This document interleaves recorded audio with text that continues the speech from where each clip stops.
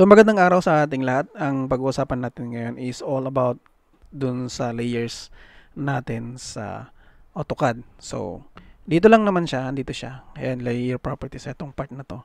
Yan yon. So ano nga ba yung layers? Yung layers is para siyang sheets of papers na set of drawings or mga lines na pinagpapatong-patong mo sila. So ano ba nga ba yung importance niya? Ang importance niya is pwede mo kasing i-isolate or i-on and off yung ating mga layers. So, dito sa short video na to, ang pag-usapan natin is about yung sa layer properties at yung mga layer states niya. So, we have yung mga names, yung colors, yung line type, line weight, kung paano siya i-on and off, i-freeze, ito, at saka i-lock and lock. So, we now begin. So, para simulan natin tong discussion na to, we need to open this layer properties. Yan. From that layer properties, you will be having this window. And from this window, you have your status, your name, yung on and off ng ating mga layers, freeze, lock, plot, color, line type, line weight, transparency, new viewport, freeze. So, ibig sabihin nito, yung dun sa viewport mo, i-freeze lang niya dito sa my layout naman na yan. Okay? So, yung transparency naman, pwede mong palitan yata to ng transparency niya from 0 to 90. Ibig sabihin yan, magiging transparent siya. Okay? So, we begin from this status. From this status, makikita nyo yung mga ibang nandyan is naka-off lang siya. So, makikita nyo yung naka-check. Yan yung current or yung ginagamit na layer. So, pag gumawa kayo ng drawings ninyo or lines ninyo dito, yan yung layer na gagamitin niya. And then, we have yung name. From this, makikita nyo yung all the names of those layers na nandito sa drawing na to. And then, if you want to change your layer name, you can do so by, ano nyo lang to, i-click nyo to, double click lang, and then pwede nyo na siyang palitan. Or, pwede rin ninyong i-right click and then rename layer. Yan. So, pag ni-right click niyan, magkakaroon kayo ng madaming ano din, option din. So, and then here is yung on and off natin. Okay, we have here one drawing. Ito. So, yung layer nito kasi is electrical CO. So, hanapin natin yung electrical CO. Ito.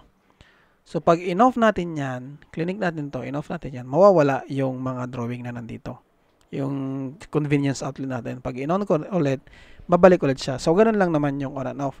Dun sa freeze naman, halos parehas lang din. So, yan. Pag in-off ko to, mawawala siya and then babalik ko lang din is na-unfreeze siya. Sa lock naman, itong lock na to. Pag nilock ko to, magiging gray lang siya. Okay. So, ibig sabihin niya, nakalock siya. Hindi mo yun magagalaw, hindi mo yun makapalitan, hindi mo yun ma-edit. Okay. So, unlock natin yan. Babalik ulit siya sa puti.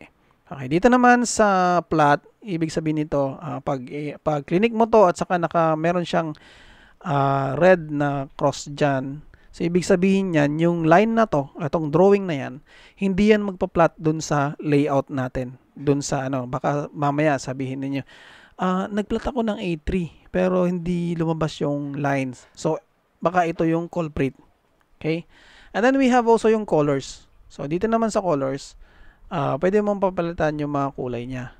Okay? So, bear in mind, pwede nyo gamitin yung mga iba't ibang kulay na to. Okay?